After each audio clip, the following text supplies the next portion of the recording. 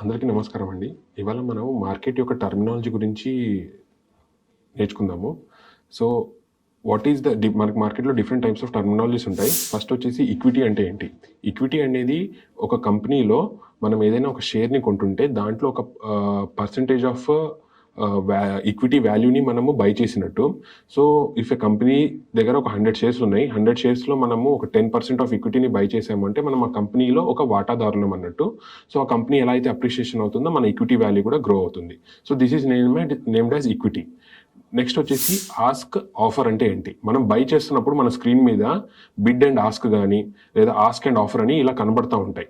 So ask అంటే ఎవరైతే by చేస్తున్నారో అతను ఇచ్చే కొటేషన్ యొక్క ప్రైస్. ఆఫర్ అంటే ఎవరైతే సెల్లర్ ఉన్నాడో ఆ సెల్లర్ తను సెల్ చేసి ఇచ్చే quotation price. Suppose Reliance industries వచ్చేసి 2700 దగ్గర ట్రేడ్ అవుతుంది అనుకుందాము.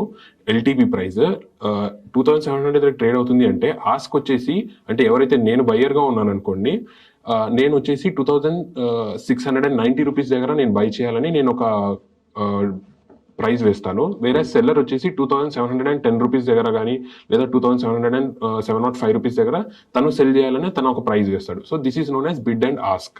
And coming to third terminology, this is known as yield. Yield అనేది మనకి మార్కెట్లో మనం ఇన్వెస్ట్ చేసిన ఏదైతే ఇన్స్ట్రుమెంట్ ఉంటుందో ఆ ఇన్స్ట్రుమెంట్ మనము ఇన్వెస్ట్ చేసిన హారిజిన్లో మనకి ఎంత అయితే రిటర్న్ ఇస్తుందో, ఇట్ మే బి 5%, 10% ఆర్ 15-20%, ఆ 1 year స్పాన్లో వచ్చే మన రిటర్న్ ఏదైతే ఉంటుందో దీన్ని మనము ఈల్డ్ అంటాము in the terms of market terminology. And fourth terminology is known as bid.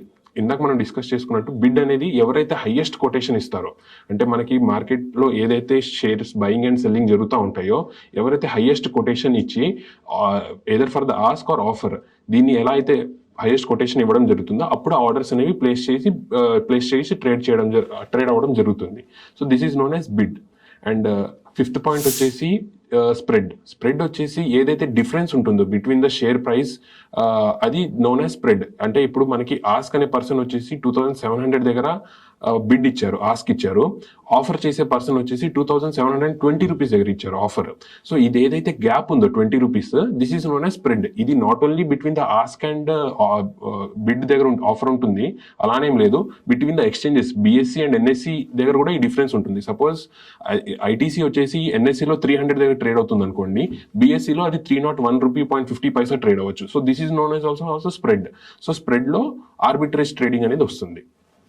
So this is all about the top 5 terminologies of the market. Thank you for watching. Do like, share and subscribe the Happycoin.